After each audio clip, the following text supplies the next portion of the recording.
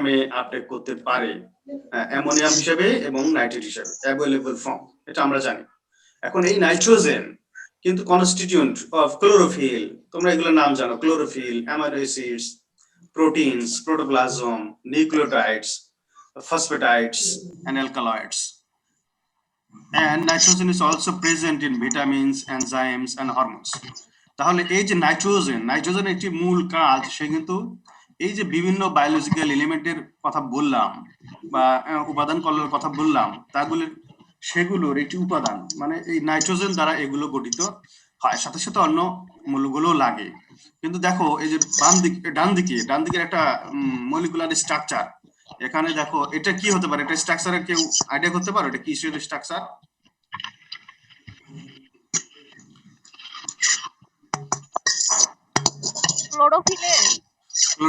ক্লোরোফিলের স্ট্রাকচার এটা। দেখো ম্যাগনেসিয়ামের উপরে দুইটা, নিচে দুইটা কিন্তু নাইট্রোজেন আছে, আর এই নাইট্রোজেন যদি না থাকতো তাহলে কিন্তু ক্লোরোফিলটা হতো না। তার মানে এজ এ মেইন এলিমেন্ট এখানে কিন্তু নাইট্রোজেন আছে ম্যাগনেসিয়ামের চারপাশে। সুতরাং এইগুলো, আমি তো এখানে একটা এলিমেন্টের কথা বললাম, অনুরূপ ভাবে অ্যামাইনো অ্যাসিডের মধ্যে আছে, প্রোটিনের মধ্যে আছে, ভিটামিন এনজাইমের মধ্যে আছে, নিউক্লিওটাইড আছে, ফসফোটাইডের মধ্যে আছে, অ্যালকালয়েডসের মধ্যে আছে। তাহলে এটার প্রধান কাজ কিন্তু এই বায়োলজিক্যাল এলিমেন্ট গুলো গঠন করা। সো দেখি এখন, since the amount of chlorophyll controls the photosynthetic activity. হ্যাঁ, আবার বলো স্যার, ক্লোরোফিলের স্ট্রাকচারটা কি ইম্পর্টেন্ট? ক্লোরোফিলের স্ট্রাকচার ইম্পর্টেন্ট বলতে আমি তোমাকে এই যে নাইট্রোজেনের যে ফাংশন, সেইটা এই যে বায়োলজিক্যাল এলিমেন্ট গুলোর ভিতরে নাইট্রোজেন কি ধরনের উপাদান হিসেবে থাকে সেটা দেখানোর চেষ্টা করেছি। এটা তুমি জাস্ট দেখে রাখো, কিন্তু এটা লেখার দরকার নাই, ঠিক আছে? তোমার জানা থাকলে হবে। ওকে, একটা উপাদান আমি দেখিয়েছি। অনুরূপ ভাবে এগুলো যে তোমার অ্যামাইনো অ্যাসিডের মধ্যে আছে, অ্যামাইনো অ্যাসিড স্ট্রাকচার গেলে সেখানে পাওয়া যাবে, প্রোটিনের স্ট্রাকচার সেখানে পাওয়া যাবে, ফসফোটাইডের মধ্যে পাওয়া যাবে, ঠিক আছে? এটা আমি বলার চেষ্টা করেছি যে নাইট্রোজেন যে একটি গুরুত্বপূর্ণ উপাদান, সে বিভিন্ন ধরনের বায়োলজিক্যাল এলিমেন্ট তৈরি করে। এখন এই ক্লোরোফিলে কিন্তু কাজ আছে, ঠিক আছে? এই ক্লোরোফিলে কি কাজ দেখি আমরা সেকেন্ড স্লাইডে দেখি। এটা কিন্তু আমরা সবাই জানি, তাই তো? এই যে ফটোসিনথেটিক অ্যাক্টিভিটির সময় দেখো ফটোসিনথেটিক অ্যাক্টিভিটি কি ঘটে ফটোসিনথেসিসের মধ্যে? Carbon die oxide, water, solar energy এবং ক্লোরোফিলের উপস্থিতিতে প্লান্টের ভিতরে, ডান পাশে দেখো ছবিটা, গ্লুকোজ তৈরি করে, অথবা এটাকে গ্লুকোজটাকে যে ফরম্যাট আছে আমরা এটাকে কি বলি, কার্বোহাইড্রেট, তাই না? আর সেখান থেকে অক্সিজেন রিলিজ হয়। তোমরা এটা দুইটা মিলে বুঝতে পেরেছো তো, যে অক্সিজেন রিলিজ হচ্ছে ফটোসিনথেসিস। এই ফটোসিনথেসিস বিক্রিয়াটা কিন্তু ইন্টারমিডিয়েট অথবা ক্লাস 9 এও আছে মনে হয়, 9 10। কাজে এটা সম্পর্কে তোমাদের পরিচিতি ভালো আছে। কিন্তু এই ফটোসিনথেসিস ঘটার জন্য অন্যতম একটি এলিমেন্ট হিসেবে কাজ করবে যে ক্লোরোফিল। এই ক্লোরোফিলের ভিতরে আছে নাইট্রোজেন। তাহলে যেহেতু ক্লোরোফিল ফটোসিনথেটিক অ্যাক্টিভিটিকে কন্ট্রোল করছে, তাহলে আলটিমেটলি নাইট্রোজেন কিন্তু এই কার্বন ডাই অক্সাইড ফটোসিনথেটিক যে বাই প্রোডাক্ট, সেটার অ্যাসিমিলেশন, কার্বোহাইড্রেট, সেটাকে কিন্তু কন্ট্রোল করছে। বোঝা গেল কিনা? এই একটা ফাংশনটা বোঝা গেল কিনা সবাই? আরেকবার বলছি, যে প্রথম এই যে একটা ছেলে প্রশ্ন করেছিল স্যার এটা ক্লোরোফিলের আমার ইম্পর্টেন্ট কিনা। আমি শুধুমাত্র ক্লোরোফিলের কথা এখানে নিয়ে আসছি কারণ একটা উদাহরণ হিসেবে। অনুরূপভাবে কিন্তু অ্যামাইনো অ্যাসিড আছে, প্রোটিন আছে, প্রোটোপ্লাজম আছে, নিউক্লিওটাইডস আছে, ফসফোটাইডস আছে, তাই তো? এই যে আরো বায়োলজিক্যাল এলিমেন্ট গুলো আছে। এখন অ্যাজ ফর এক্সাম্পল আমরা যদি ক্লোরোফিলে যাই, আমরা বললাম যে নাইট্রোজেন একটি গুরুত্বপূর্ণ উপাদান। কোথায়? ক্লোরোফিলের মধ্যে। এখন এই ক্লোরোফিলের মধ্যে নাইট্রোজেন আসলে মলিকুলার স্ট্রাকচার গুলো দেখতে গিয়ে আমরা দেখলাম যে সেখানে আসলে নাইট্রোজেন আছে, তাই না? ক্লোরোফিল গঠনে নাইট্রোজেন একটি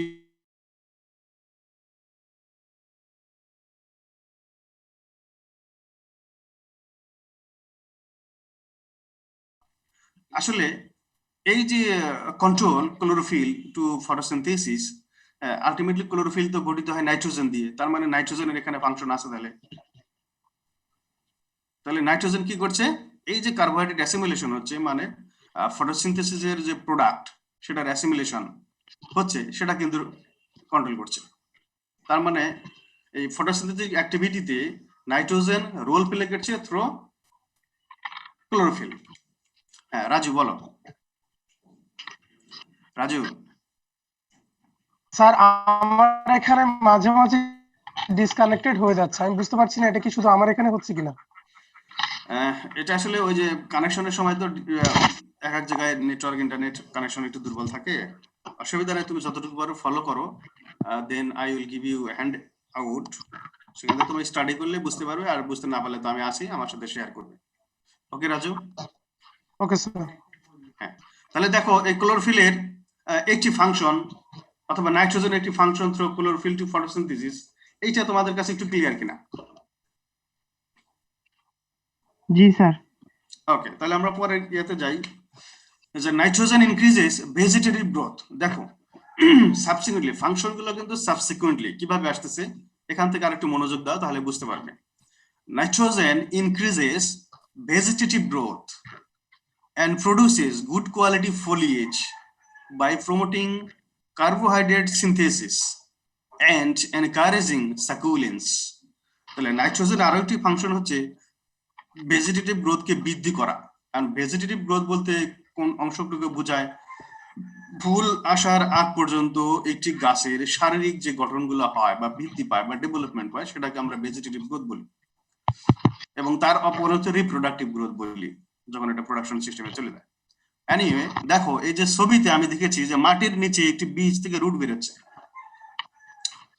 তারপরে দ্বিতীয় একটু শুট বেরোলো, শুট বেরোর সাথে সাথে ওখানে একটু সবুজ অংশ আছে, তাই না?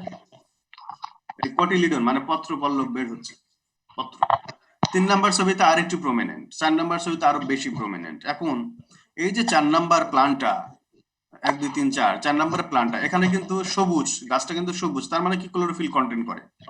যখন ক্লোরোফিল কন্টেন্ট মাটির উপরে পাতা সানলাইট ফেলে সে কি ফটোসিনথেসিস করবে, কার্বোহাইড্রেট প্রডিউস হবে, মানে কার্বোহাইড্রেট সিনথেসিস হলো। যেহেতু কার্বোহাইড্রেট সিনথেসিস হচ্ছে, সে যথেষ্ট পরিমাণে খাবার পেয়ে যাচ্ছে, তার শারীরিক গঠন বৃদ্ধি পাচ্ছে, distribution of the carbohydrates from the assimilate part. Okay, আর ফোলিয়েজ মানে পত্রপল্লব, আরো পত্রপল্লবে সুশোভিত হওয়া। তাহলে নাইট্রোজেন এই গ্রোথটাকে কিন্তু কন্ট্রোল করছে। এনকারেজিং সাকুলেন্স, সাকুলেন্স মানে কি? এখন যখন প্রোটিন সিনথেসিস হচ্ছে, এগুলো তো অ্যাসিমিলেশন হচ্ছে কোথায়? পাতায় অথবা যেখানে সবুজ অংশ সেখানে। ওখানে যখন নাইট্রোজেন হচ্ছে, এবার এই কার্বোহাইড্রেট প্রডিউস হচ্ছে, এই গ্লুকোজটা কিন্তু আবার ট্রান্সপোর্ট হয়ে অন্য জায়গায় চলে যাচ্ছে। তার মানে একটি জায়গায় যদি নরম অংশ না থাকে, হার্ড থাকে, তাহলে কিন্তু ট্রান্সপোর্টেশন হবে না। এভাবে এই নাইট্রোজেন ওই জায়গাগুলোকে কিন্তু ট্রান্সপোর্টের জন্য সহযোগিতা করছে, মানে নরম অথবা একে বলে রসালো করছে। ঠিক আছে? সাকুলেন্স মানে নরম করছে। আরেকবার বললে ভালো হতো। সাকুলেন্স মানে হচ্ছে যে একটি গাছের, তোমরা যদি একটি চারা গাছ নাও যে কোনো জায়গায়, দেখবা যে ডোগার দিকে অথবা পাতা যেখানে উৎপন্ন হয় সেখানে কিন্তু নরম বা একটু রসালো থাকে, একটু স্যাপ প্রডিউস থাকে। স্যাপ মানে কি? রস বা জুইসি। ঠিক আছে? আর নিচের দিকে কিন্তু একটু হার্ড থাকে, নিচের দিকে কিন্তু থাকে না।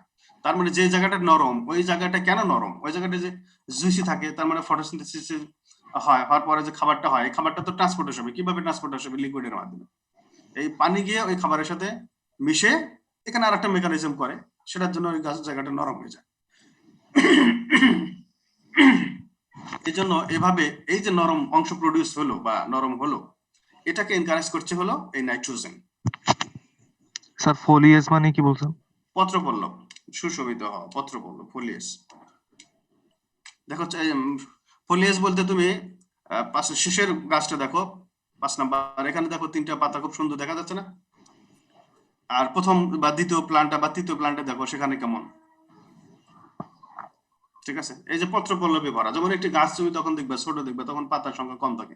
যখন পাতা বা ডালপালা একটু ভরে যায়, তখন ওটাকে আমরা বলি ফোলিয়েজ। ঠিক আছে? পত্রপল্লব। Is it okay? Sir vegetative growth জানেন? ভেজিটেটিভ গ্রোথ হচ্ছে ফুল ধরার আগ পর্যন্ত গাছের যেটা বৃদ্ধি হয়, মানে জার্মিনেশনের পর থেকে শুরু করে নিয়ে ফুল ধরা পর্যন্ত, এটাকে আমরা ভেজিটেটিভ গ্রোথ বলি। যখন ফুল হয়, ফুল কিন্তু এমনি এমনি হয় না। ফুল কি জন্য হয়? সেখানে কিন্তু তোমার নিষেক ঘটে, নিষেক, তাই তো? নিষেক ঘটে, এই নিষেক ঘটার পর সে ফ্রুট উৎপাদনের দিকে চলে যায়। ওটাকে আমরা বলি reproductive phase. Vegetative phase, reproductive phase. ঠিক আছে? দুই ভাগে ভাগ করা যায়। এখন এই যে আর্লি স্টেজে যে গ্রোথ গুলো, শারীরিক গ্রোথ, অনেকটা এরকম ভাবে চিন্তা করো যে বিবাহিত আর অবিবাহিত। ঠিক আছে? এই যে আনমেরিড যে জীবনের অংশটুকু, এটাকে আমরা বলি ভেজিটেটিভ গ্রোথ, লাইক দ্যাট। ঠিক আছে? এবার বুঝতে পেরেছো কিনা? স্যার খুব ভালো বুঝতে পারছি স্যার। গুড। আচ্ছা, তারপরে কনফিউশন হলে, আরো যদি কনফিউশন হয় আমার সাথে যোগাযোগ করো, অসুবিধা নেই, আমি আরো উদাহরণ দিয়ে তোমাকে বোঝানোর চেষ্টা করব। তাহলে এই তিনটা পয়েন্ট আমরা ওকে কিনা, যে নাইট্রোজেন বিভিন্ন কিছুর কনস্টিটিউয়েন্ট হিসেবে কাজ করে বা উপাদান হিসেবে কাজ করে, সেখানে হ্যাঁ এইটা না হয় বুঝলাম, কিন্তু স্যার এর আগে বলছিলেন ফটোসিনথেসিস ইউনিটে ক্লোরোফিল সাহায্য করে, মানে ক্লোরোফিলের ভিতরে নাইট্রোজেন আছে দেখে নাইট্রোজেন এই ফটোসিনথেসিস ইউনিটে সাহায্য করে। হ্যাঁ কিন্তু এটার কি কোনো স্যার এক্সাক্ট কেমিক্যাল ফর্মুলা আছে, যে হ্যাঁ আছে কেমিক্যাল রিঅ্যাকশন আছে, ওইটা আছে। দেখালে তো ভালো বোঝা যেত। ওইটা আসলে শোনো, এটা আমি তোমাকে বলি, এই যে আগের যেটা দিলাম না, আমরা আসলে এই যে এই রিঅ্যাকশনটা জানি। দেখো 6টা কার্বন ডাই অক্সাইড আছে না? জি স্যার। হ্যাঁ, আমরা আসলে মোটামুটি যারা মনে করো কেমিস্ট্রি বা অণুবীক্ষণ বা মলিকুলার লেভেলে কাজ করি না, তারা আসলে আমরা শুধুমাত্র এই অংশটুকুই জানি। এটা আরো কিভাবে কাজ করে এই স্ট্রাকচার গুলো, তারা কেমিক্যাল যারা সায়েন্টিস্ট, বিশেষ করে বায়োকেমিস্ট, তারা একটু বলতে পারবে। আমরা আসলে অত ডিপ মেকানিজম আমরা জানি না, ঠিক আছে? জি তোমরা স্যার, যদি এটা না, হুম জি স্যার এইটা বুঝলাম। তারপরে যে সাকুলেন্স কথাটা যেটা বললেন স্যার, হ্যাঁ ওইখানে নাইট্রোজেনের ওই যে ভেজিটেটিভ অংশে যে পানিটা জমা হচ্ছে, ওইখানে হ্যাঁ নাইট্রোজেন কোন ভূমিকা অবতীর্ণ হচ্ছে, যে পানি জমানোর কাজে নাইট্রোজেন হ্যাঁ সাহায্য করছে আর নিচে নেওয়ার জন্য? হ্যাঁ, নিচে নেওয়ার জন্য সাহায্য করছে কি, এটা ট্রান্সপোর্টে হেল্প করছে। প্লাস নাইট্রোজেন যখন আসছে, তখন তো তোমার খাবার যখন উৎপাদন হয়, তখন তার শক্ত থাকে না, তখন তো নরমই থাকে। ওটা তো আলটিমেটলি যে ক্লোরোফিলের মাধ্যমে যে ফটোসিনথেসিস, ওটারই ফল। বোঝা জি গেল কিনা? জি স্যার, ও বুঝছি। কারণ খাবারটা যখন উৎপাদন হয় ফটোসিনথেসিস মানে তখন করে থাকে, ওটা তো জুইসি থাকে ধীরে ধীরে। তুমি কি ধানের দেখেছো, ধান অথবা গমের যখন শুরু হয়, ধান জি যখন স্যার, প্রথমে আসে তখন একটু কি, কাইস্থর। হ্যাঁ, ওই যে মিল্ক ডো স্টেজ দেখছো? জি স্যার। আসলে মিল্ক যেটা, ওটাই কিন্তু চালে পরে নিতে হবে, কিন্তু চাল তো আমরা যখন খাই তখন তো খুব শক্ত থাকে। এখানে এই ঘটনাটা তাই আর কি, ঠিক আছে? আর এই যে আমি ওকে তোমাকে স্যার। বললাম যে আমরা শুধুমাত্র এই সায়েন্টিস্টটা কি বলে দিয়েছে আমাদেরকে যে এটা কি হয়, আমরা ওটাই জানি। যখন তুমি এই যে একটা সঠিক প্রশ্ন করেছো যে স্যার এই বিক্রিয়াটা আরো ভালোভাবে দেখানো যায় কিনা, অবশ্যই দেখানো যায়। যেমন কার্বন ডাই অক্সাইড, এটা তো মলিকুলার স্ট্রাকচার আছে, পানির মলিকুলার স্ট্রাকচার আছে, এগুলো নিজেদের সাথে বিক্রিয়া করে কিভাবে গ্লুকোজ উৎপাদন করে, এটা শুধুমাত্র কেমিস্ট্রি বা আরো মলিকুলার লেভেলে যারা কাজ করে তারা বলতে পারবে। আমরা শুধু জানি যে কার্বন ডাই অক্সাইড পানির সাথে মিশে গাছের ভিতরে অথবা ক্লোরোপ্লাস্ট অথবা সবুজ এলিমেন্ট, যেটা সবুজ এলিমেন্ট কোনটা, ক্লোরোফিল, এর উপস্থিতিতে বিক্রিয়া করে গ্লুকোজ উৎপাদন করে, কার্বোহাইড্রেট উৎপাদন করে, আর সেখানে অক্সিজেন রিলিজ হয়। আমরা এটুকু জানি, কারণ কি, এটা আমাদের সায়েন্টিস্টরা বলে দিয়েছে। এই ঘটনাটা কোথায় ঘটে এটা আমরা জানি, কিন্তু আরো একটু ডিপ যদি আমরা চিন্তা করি যে হাউ, কিভাবে ঘটছে আমাকে দেখিয়ে দাও, তাহলে তোমাকে যে স্ট্রাকচার গুলো ভেঙে ভেঙে কাজ করে দেখাতে হবে। ওটা তো আমরা অ্যাজ এ বায়োলজিস্ট অত বেশি ভালো জানি না। যারা কেমিস্ট নিয়ে পড়ে, আমাদের মধ্যে যারা কেমিস্ট মধ্যে যারা ভালো পারে, তারা হয়তো বলতে পারবে। Is it okay? Okay sir. তুমিও স্টাডি করলে বলতে পারবে একসময়, অসুবিধা নেই। যদি কেমিস্ট্রি স্যারদের সাথে একটু যোগাযোগ করো, তারা হয়তো তোমাকে একটু লাইন দেখা দিতে পারে। Okay sir. Okay, nitrogen increases green color in plants. এই কথাটা তো আগে বুঝতে পেরেছো যে গ্রিন কালার, ক্লোরোফিল তো সবুজ, ক্লোরোফিলের গাঠনিক উপাদানের মধ্যে নাইট্রোজেন আছে, তাহলে ক্লোরোফিলের পরিমাণ যত বাড়বে, নাইট্রোজেন একটি প্লান্টের মধ্যে যত আপটেক করবে, ক্লোরোফিলের পরিমাণ কিন্তু বেশি হওয়ার কথা। ক্লোরোফিল বেশি হলে সেখানে কি সবুজ কালার হবে। and enlarges the size of the cell. এই দেখো এখানে কথাটা আবার আগের কথা টেনে নিয়ে আসছে, enlarges the size of the cell that makes the cell wall thinner. এখন এই যে সাইজ অফ দ্য সেল কিভাবে বৃদ্ধি করবে, এখন ধরো আমি একটি ঘর তৈরি করছি, তখন প্লাস্টার করতে হবে, তখন আমাকে তো সিমেন্ট লাগবে নাকি, প্লাস্টার করার সময় বালি লাগবে, কিন্তু বালি অ্যাভেলেবল হলেও তোমার এই যে সিমেন্ট যদি আমি না দিই, সেখানে কিন্তু এটা লেগে থাকবে না, মানে আঠালো হবে না, শক্ত হবে না। এখন এই যে enlarges the size of the cell, এটা কিভাবে হয়, ওই যে ফটোসিনথেসিসে খাবার উৎপাদন হচ্ছে, এই খাবারটাই কিন্তু বিভিন্ন জায়গায় ট্রান্সফার হয়ে অ্যাসিমিলেট হচ্ছে, মানে থেকে যাচ্ছে, এবং ওই জায়গাগুলোতে এই মোটা হচ্ছে, সেল ওয়াল থিনার করে হচ্ছে। এটা সেল ওয়াল কোথায় কোথায় যায়, সেল ওয়াল তো সব জায়গায় আছে, যেখানে যেখানে সেল আছে, আর সেল ছাড়া তো কল্পনাও করা যাবে না গাছের অংশ, ইভেন হিউম্যান বডিও কল্পনা করা যাবে না। তাহলে সেই জায়গাগুলো কিন্তু দেখো ফটোসিনথেসিসের এই অ্যাসিমিলেট ট্রান্সপোর্ট করে ওই জায়গায় ডিপোজিশন করছে, এবং সেই জায়গায় কিন্তু একটু মোটা দেখা যাবে বা মোটা হবে, তখন ওই জায়গাটা কি হবে, মোটা হয়ে এই যে গাছের যে শক্ত পুরুত্ব, এটাও দেখা যাচ্ছে। আলটিমেটলি সেল ওয়াল যখন থিনার হবে, তখন সিড কোটটাও হার্ডই হবে। এটাই নাইট্রোজেন। 5 নম্বর দেখো, nitrogen increases the proportion of water. Proportion কথাটা বুঝো, অনেক সময় একটু কনফিউজ হতে পারে। increases the proportion of water and decreases the calcium content in plant tissues.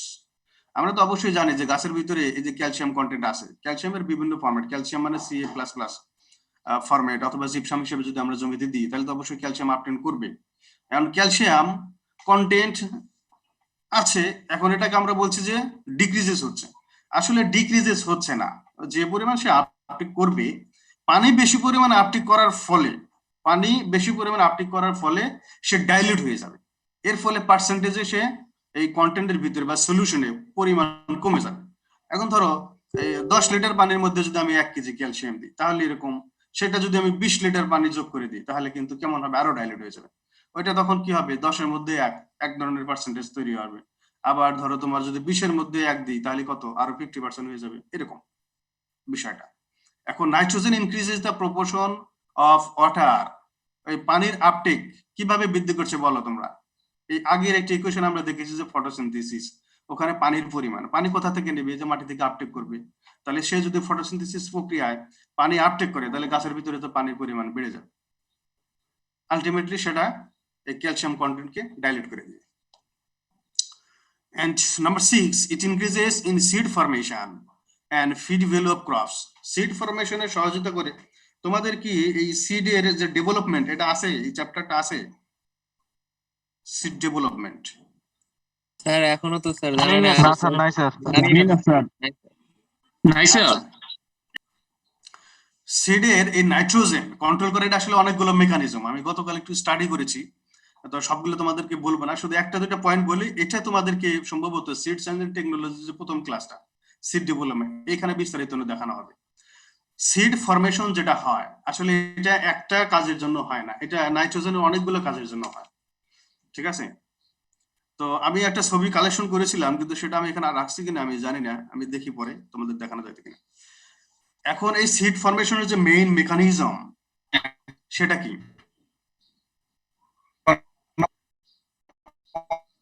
হ্যাঁ, একজন বলো, শোনা যায়নি কথাটা। রাইসুল মনে কথা বলছিল, রাইসুল রাসেল।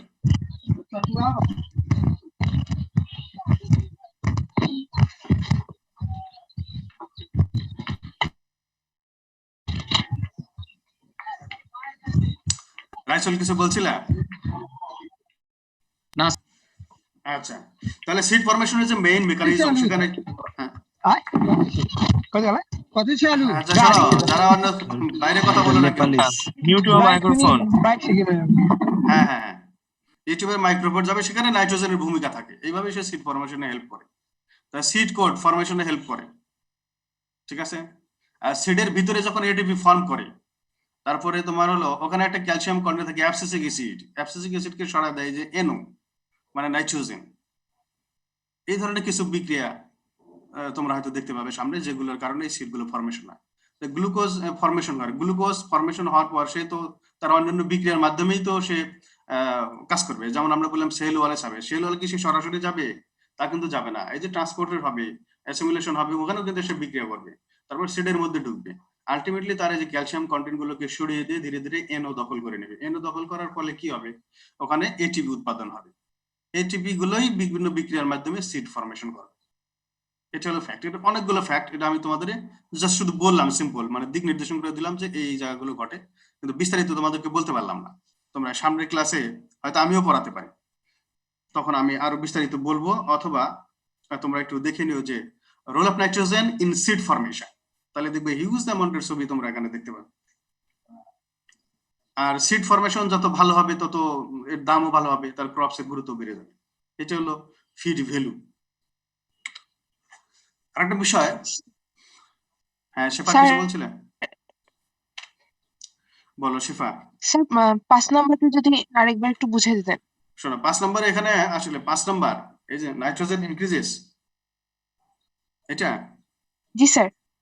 নাইট্রোজেন ইনক্রিজেস বলতে আমরা জানি ফটোসিনথেসিস বিক্রিয়ার জন্য পানি লাগে। এই রিঅ্যাকশনটা এখানে দেখো, এই যে দেখো ওয়াটার আছে, তো ওয়াটার সে কোথায় পাবে? ডান পাশের ছবিতে দেখো মাটি থেকে গাছের ভিতরে পানি আপটেক করছে, ওখানে যখন ক্যালসিয়াম কন্টেন্ট থাকবে, পানি যত বেশি বাড়বে, পানির অনুপাত, প্রপোর্শন মানে পানির অনুপাত, দেখো সেই কথাটাই বলছি, increase the proportion of water মানে পানির অনুপাত গাছের ভিতরে বৃদ্ধি পেলে ক্যালসিয়াম কন্টেন্ট যেটা আছে ক্যালসিয়াম কন্টেন্ট পরে কমে যাবে, আলটিমেটলি আসলে যে পরিমাণ সে আপটেক করবে সেটা তো কমবে না, কিন্তু ডাইলিউট হয়ে যাবে আর কি। এটাই, যেমন তোমার 1 লিটার পানির মধ্যে আমি একটা উদাহরণ দিয়েছিলাম যে 10 লিটার পানির মধ্যে যদি 1 লিটার ক্যালসিয়াম দিই তাহলে যে ধরনের অনুপাত বা পার্সেন্টেজ এটা শো করবে, 20 লিটারের মধ্যে যদি 1 লিটার দিই তাহলে কি হবে, আরো ডাইলিউট হয়ে যাবে, লাইক দ্যাট ঘটনাটা। Okay sir. স্যার 4 নাম্বারটা আরেকবার যদি একটু বলতেন। 4 নাম্বার আসলে কিছুই না, এই যে increases green colour in plants, মানে গাছের সবুজ কালার বৃদ্ধি করে। কিভাবে? কারণ এটা ক্লোরোফিলের উপাদান, ক্লোরোফিলের কালার হলো সবুজ, ক্লোরোফিল উপস্থিত থাকলে সবুজ কালার থাকবে। and enlarges the size of the cell that makes the cell wall thinner. Cell যত বৃদ্ধি পাবে, সেল বৃদ্ধির সাথে সাথে কি তার ওয়ালের দিকেই তো আসলে এই খাবারগুলো জমে ওয়ালটাকে পুরো করবে, মানে পুরুত্ব বাড়াবে। এটা কিভাবে হয়? ওই যে ফটোসিনথেসিস প্রক্রিয়া খাবারটা হচ্ছে এটাই ট্রান্সপোর্ট করে কিন্তু গাছের বিভিন্ন অংশ পৌঁছে যাবে এবং গাছের গ্রোথ বৃদ্ধি পায়। আলটিমেটলি ধরো পাতার ভিতরে খাবার উৎপাদন হচ্ছে, সেটা রুট কিভাবে পাবে? ওই ট্রান্সপোর্টেশনের মাধ্যমে রুটের যে সেল ওয়াল গুলো আছে বা সেলের মধ্যে রাখবে, সেল তখন ওটাকে ব্যবহার করে ধীরে ধীরে তার অন্য কাজগুলো সম্পাদন করবে এবং বৃদ্ধি পাবে। এই জন্য এটা বলছি যে এই যে সাইজ অফ দ্য সেল বৃদ্ধি পাবে, কারণ সেলের ভিতরে যখন বাড়তি খাবার চলে আসবে তখন তো সেই ভলিউমে বাড়বেই, এটা আর কিছু না, সিম্পল। স্যার 6 নাম্বারটাও একটু। 6 নাম্বার আমি তোমাদেরকে বিস্তারিত বলতে পারি না, শুধু আমি তোমাকে বলছি যে সিড ফরমেশনের যে মেকানিজম গুলো আছে, বিশেষ করে NO বলে নাইট্রোজেন অক্সাইড, এইগুলো ফর্ম করে এই নাইট্রোজেন অক্সাইড অ্যাবসিসিক অ্যাসিড অথবা এই যে ক্যালসিয়াম কন্টেন্ট এগুলোকে সরিয়ে দেয়, সরিয়ে দিয়ে সেই জায়গাগুলোকে গ্লুকোজ অথবা যে এটিপি উৎপাদন করে সেই বিক্রিয়ার মাধ্যমে সিড ফর্ম করে এবং সিড কোডকে হার্ড করে। আলটিমেটলি কিন্তু দেখলে যে সেল ওয়াল, এটা এখানে একটু কথা আছে, এইভাবে অনেকগুলো মেকানিজম দিয়ে এই সিড গুলো গঠন করে। তো আমি তোমাদেরকে এখানে এটা বলতে পারলাম না, কারণ এটা সম্পর্কে আমার আরেকটু স্টাডি করতে হবে, আর এখানে এটা পড়ানো হয় না। পড়ানো হলো তোমার এই যে লেভেল 2 সেমিস্টার 2 তে তোমাদের এই সিড ডেভেলপমেন্টের এই মেকানিজমটাই বিস্তারিত আছে। সেজন্য আমি এই কথাটাই এখানে রাখছি যে শুধু জানো যে নাইট্রোজেন এই সিড ফরমেশনে হেল্প করে, আর যখন সিড ভালো প্রডিউস হবে, আমরা একটা খেয়াল করো জমিতে কিন্তু আমরা নাইট্রোজেন সার বেশি দিই, ঠিক আছে? নাইট্রোজেন বেশি দেওয়ার ফলে যখন ধান বেশি ভালো হয়, ঠিক আছে, তার মানে সিড ফর্ম ভালো করে। আর যখন সিড ভালো ফর্ম করে তখন ফিড ভ্যালু বাড়বে, খাবারের ভ্যালু বাড়বে, দাম বাড়বে, ডিমান্ড বাড়বে, এইটুকু।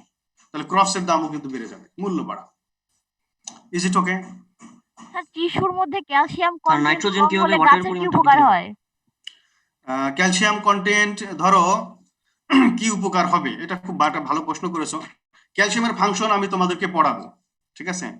তারপর সিম্পলি শুনে রাখো যে ক্যালসিয়ামের মাত্রা যখন কোনো জায়গায় বাড়বে সেখানে চুনের মাত্রা কি বেড়ে গেল না? হ্যাঁ জি স্যার, স্যার। বেড়ে গেল। হ্যাঁ, যখন তার মানে ক্যালসিয়াম কন্টেন্ট বা ক্যালসিয়াম নাইট্রেট বেড়ে যাবে তখন কিন্তু ওই জায়গাটা আসলে ক্ষতিকর হয়, ওটা নেগেটিভ ইফেক্ট তৈরি করে টিস্যুর মধ্যে। ও আচ্ছা স্যার ওইটা আরেকবার বললে ভালো হয় স্যার, সেল ওয়ালটা থিনার হচ্ছে কেন? সেলে যে বাড়তি খাবার আসছে যে, আর তোমাকে সেল বললাম ওয়াল না, থিনার। পাতার ভিতরে যখন খাবার উৎপাদন হবে, পাতা, জি স্যার। শোনো, ধরো পাতায় যখন খাবার উৎপাদন হলো, একটা পাতা তো সিম্পল সাইজ আছেই, ধরো মনে করো যে 10 মিলিমিটার পুরুত্বের, 10 মিলিমিটার সরি ন্যানোমিটার পুরুত্বের মনে করো যে একটা পাতা আছে, আর ওখানে তুমি বিক্রিয়া করে আরো কার্বোহাইড্রেট উৎপাদন করলে তখন কি হবে ঘটনাটা? স্যার স্ফীতি বেড়ে যাবে হ্যাঁ, পাতার, মানে স্ফীতি মানে কি? স্ফীতি মানে তো সেলের ভিতরেই তো ঘটনাগুলো ঘটবে নাকি? জি স্যার। তো সেলের ভিতরে যখন ঘটনা স্ফীতি হবে, এই স্ফীতিটাকেই বলছি যে এই জিনিসগুলো আসলে মনে করো যে আমার একটি ঘর, এই রুমের ভিতরে যখন বাড়তি কোনো কিছু নিয়ে আসে আমি সাধারণত কোথায় সাজায় রাখি? কোথায়? রুমের ভিতরে তখন তুমি আসো, তোমার একটা সাইডে একটা খাট আছে, তুমি কি করো স্বাভাবিকত আমরা এই যে কাপড় চোপড়ের যে জায়গাগুলো সেগুলো ড্রেসিং এই ওয়ালের পাশ দিয়ে কিন্তু রাখি, সাজায় রাখি, তাই তো? জি স্যার। আমরা তো খাওয়া একবার সেলের মাঝখানে রাখি না, জি স্যার। রুমের মাঝখানে কি রাখি? রাখি না। তখন এই সেলের ওয়ালের দিকে কি কাজ হয়? সেলের ওয়ালের দিকে সেলের স্ট্রাকচার গঠন করে এবং বৃদ্ধি পায় সে। যখন খাবার তুমি সেলের ভিতরে যতই ঢুকানো করো তখন সে কি করবে, মাঝখান থেকে যে অন্য কাজগুলো সম্পাদন করে, এলিমেন্ট গুলো থাকবে, অনেক সময় সেলের ভিতরে টিস্যুর মধ্যে পানিও থাকে, তখন সে এই সেলের দিকে মানে সাইডের দিকে সরায় দিতে থাকে। চাপ দিবে স্যার। হ্যাঁ, চাপ দেয়। তো তুমি যেটা বলে স্ফীতি হচ্ছে, একটা সেল কিভাবে স্ফীতি হচ্ছে, তাহলে স্ফীতিটা কোথায় থেকে হবে? তার মানে কি আউটার যে লেয়ার যেটাকে আমরা ওয়াল বলছি সেটাই তো ফুলবে। তো সেটা ফোলার জন্য তো সেখানে খাবার অথবা কোনো ভলিউম অথবা প্রেসার অথবা কিন্তু এয়ার দরকার। কিন্তু যেখানে খাবার উৎপাদন হচ্ছে তা সেটার ভিতরে ঢুকে যাচ্ছে, মানে একটা বস্তা তুমি চিন্তা করো, বস্তার ভিতরে তুমি যতই ঢুকাইবা আলটিমেটলি সে প্রেসার দিবে কোথায় গিয়ে? ওয়ালে। ওয়ালে। এই জন্য বলছে ওয়ালটা পুরু হয়। স্যার এটা বেলুনের থিনার মতো। হ্যাঁ অনেকটাই থিনার। থিনার হয়, হ্যাঁ। স্যার এখানে যদি সেল ওয়ালটা থিনার হয় তাহলে এটা কোষের জন্য কি ক্ষতিকর না? এখানে আসলে অনেকগুলো মেকানিজম হয়। মেকানিজম বলতে যখন সেল ওয়াল থিনার হচ্ছে, সেল ওয়াল তো সে ওখানে তো থাকবে না আলটিমেটলি। যে বললো যে পুরো হয়েছে, যখন একটা বেলুন তুমি খাবার দিলে তখন সে মনে করে যে আরো ছড়িয়ে পড়বে না। সাইজ স্যার বড় হলে এইটা তো থিনারই হবে, খুব তো আস্তে সাইজ আস্তে যখন বড় হয়ে যাবে তখন তো থিনে পাতলা হয়ে যাবে, ঘটনাটা স্যার এরকম। এটা তো ভাস্কুলার টিস্যুর কথা বলতেছেন। সেলওয়ার যখন থিনার হয় তাহলে সেক্ষেত্রে সেলের ইয়েটা মানে আপনার সংখ্যাটা বেড়ে যায় ধীরে ধীরে। থিনার হলে পরে ওইটা একটা সেল থেকে আরেকটা ডিভিশনটা খুব তাড়াতাড়ি। হ্যাঁ ডিভিশন স্যার। তাড়াতাড়ি হবে এবং তখনই তো এই যে বৃদ্ধি হওয়ার পাবে, জন্য গাছটা তত বৃদ্ধি পাবে, সেটাই। গাছটা তত বৃদ্ধি পাবে। তখন এই আর কথাটা ছেলের কিন্তু হ্যাঁ জি স্যার, সেলের পুরুত্বটা যত বাড়বে সেটা তত আপনার স্থায়ী টিস্যু বা ওইটা কি বলে, এই যে দেখো এই যে ওই ছবিটা টিস্যু 3 নম্বর এখানে ছবিটা দেখো, তাহলে সবাই ক্লিয়ার হবে এই কথাগুলোর সাথে। যেমন প্রথমে দেখো গাছটা কিন্তু খুব ছোট, তারপরে 5 নম্বর প্ল্যান্টে গাছটা কত বড় হয়েছে, তাহলে সে খাবারটা কোথায় পেয়েছে এবং প্রতিটা অংশ কিন্তু বৃদ্ধি পেয়েছে। এখন ধরো এই যে রুটের কাছাকাছি যে অংশটুকু যখন সে বৃদ্ধি পেল, তখন এখানে খাবার এসে জমছে, গম জমার পরেই তো সে নিচের দিকে বৃদ্ধি পাচ্ছে, অন্যান্য অ্যাক্টিভিটিস গুলো করছে, যার কারণে ওই জায়গাগুলো কিন্তু চিকন হয়ে বড় হচ্ছে। তারপর আবার যখন খাবার হচ্ছে, তারপর আবার জমছে, আবার খাবার হচ্ছে, আবার জমছে, একটা সময় গিয়ে কিন্তু সে হার্ড আকারে ধারণ করে। জি বোঝা গেল স্যার, কিনা? বুঝছি। এটাই, তাছাড়া জি কিছু স্যার, নেই, সিম্পল বিষয়। Is it okay? Sir nitrogen কিভাবে ওয়াটারের পরিমাণটা বৃদ্ধি করে? ওটার পরিমাণ বৃদ্ধি পারে এই যে দেখো, এই যে ফটোসিনথেসিসের যে বিক্রিয়া, কার্বন ডাই অক্সাইড এবং পানি লাগবে। এখন এই যে যখন ফটোসিনথেসিস ঘটবে, তাকে এখানে কি লাগবে? ক্লোরোফিল। আর ক্লোরোফিল যদি ওখানে না থাকে ফটোসিনথেসিস কি হবে? না স্যার। হবে না। তার মানে ফটোসিনথেসিস ঘটার জন্য এই ক্লোরোফিল কি করছে? আরেকজনকে কিন্তু ডেকে নিয়ে আসতেছে, অনেকটা এরকম। দোস্ত তুই আয়, আসলে ফটোসিনথেসিস হবে এখানে। জি স্যার। অনেকটা এরকম। ঠিক আছে, দেখো ওই যে ডান দিকের ছবিটাতে ওয়াটার কিন্তু লাগতেছে, ওয়াটার প্ল্যান্টের ভিতরে চলে যাচ্ছে, মাটির ভিতরে পানি আছে, পানি গাছের ভিতরে যাবে, ক্লোরোফিল উপরে বসে আছে।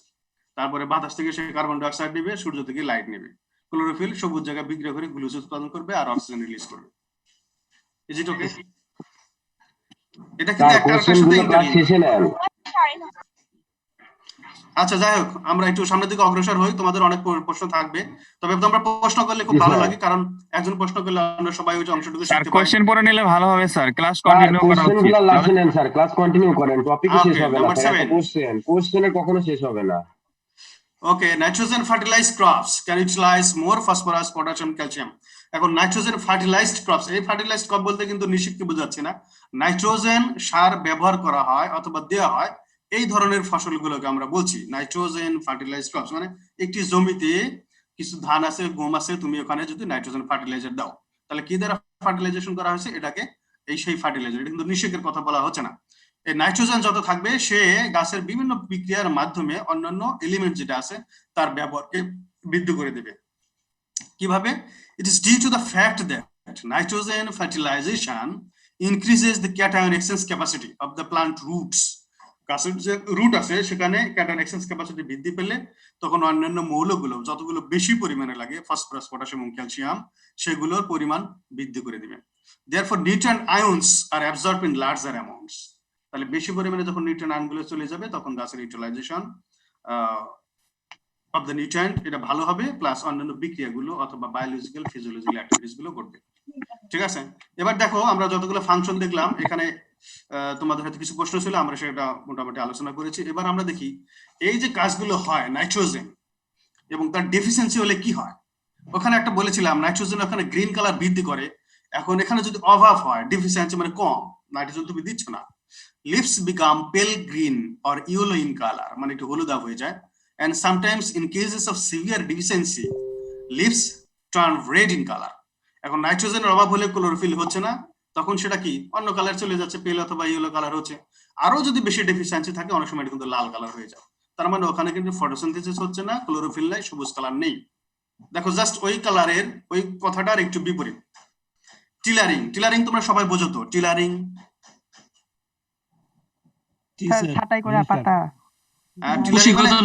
না কুশি গজানো, কুশি গজানো। যেমন ধানের ক্ষেত্রে তোমরা যদি জমিতে একটু ধান লাগিয়ে থাকো, যদি প্র্যাকটিস হয়ে থাকে অথবা কারো বাসায় যদি করে থাকো, দেখবা আমরা যখন জমিতে ধান গাছ লাগাই মানে চারা লাগাই, সেখানে একটা বা দুইটা চারা লাগাই, কিন্তু যখন জমিতে ফসল কাটি দিবে একটা গোছা কাটছে, তার মানে এই যে একটা দুইটা চারা থেকে আরো কিছু গাছ যখন উৎপাদন হয়েছে রাইস উৎপাদনের জন্য, সেইগুলোকে আমরা বলছি এই যে হ্যাবিটটা অথবা সিস্টেমটা, এটাকে আমরা বলছি টিলারিং।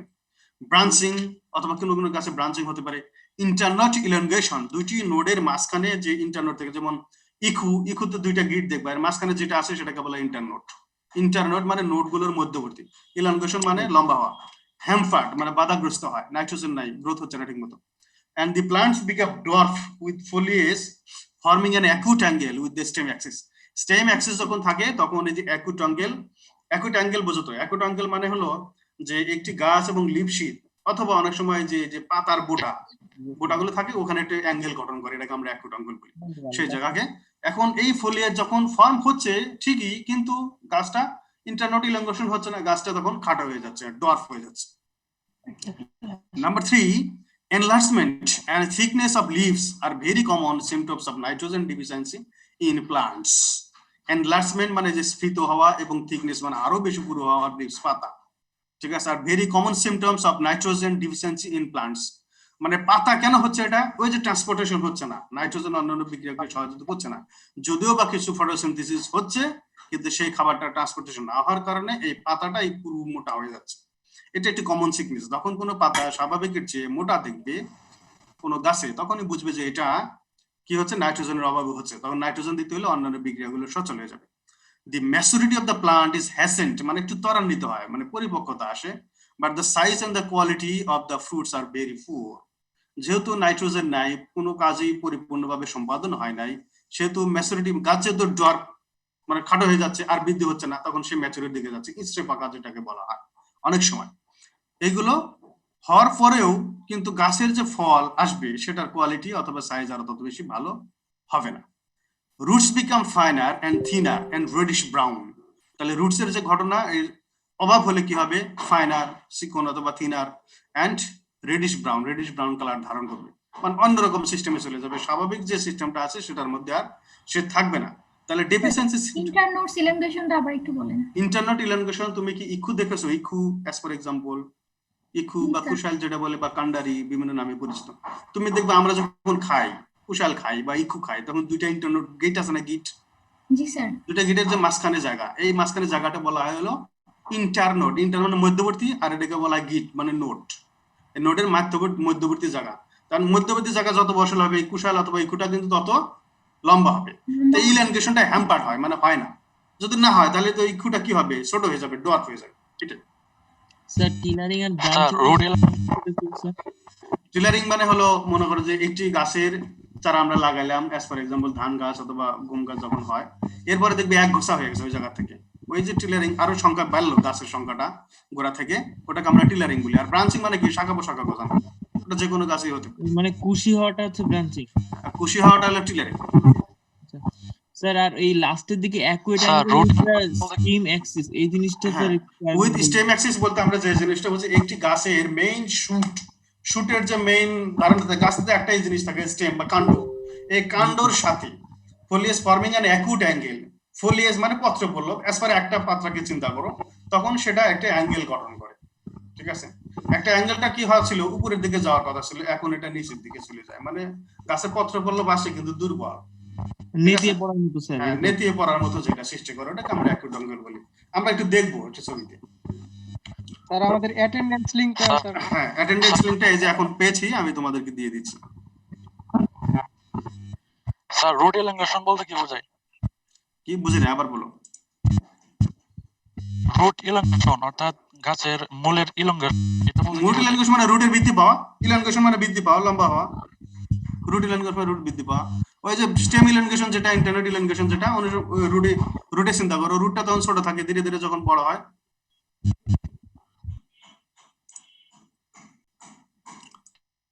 দিয়ে দিলাম। আচ্ছা চ্যাট বক্স কই? স্যার 3 ডটস এর ওখানে দেখেন স্যার।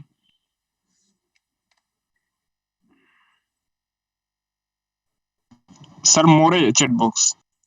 আচ্ছা এটা আমি দিয়েছি, কিন্তু এটা কি যাচ্ছে? স্যার আপনার ওটা স্যার এভরিওয়ান করা না, এগ্রিকালচার লেভেল 1 করা আছে, মানে জাস্ট দেখুন আপনি স্যার একটু বুঝি নাই। স্যার মানে আপনার সেন্ডের অপশনে শুধু এগ্রিকালচার মানে ইন্ডিভিজুয়াল দেয়া স্যার এভরিওয়ান করে দেন। স্যার এভরিওয়ান করে দেন। ও ঈশ্বর জান প্রাইভেটলি দেওয়া আছে নাকি? জি স্যার, পোস্ট অনলি আপনার প্রাইভেটলি করা এভরিওয়ান আছে। পাবলিকলি। হ্যাঁ জি স্যার। এবার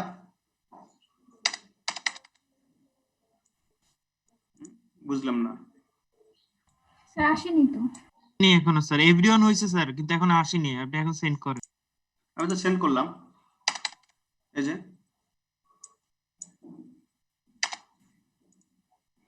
আচ্ছা, এটা অন্য কিভাবে দেওয়া যায়? আচ্ছা স্যার, আপনি তাহলে একজনকে পার্সোনালি দেন, সে এভরিওয়ান করে সবাইকে দিয়ে দিন। আচ্ছা, তোমরা কি কেউ ফেসবুকে আসো অ্যাটেন্ড আমার সাথে? না স্যার।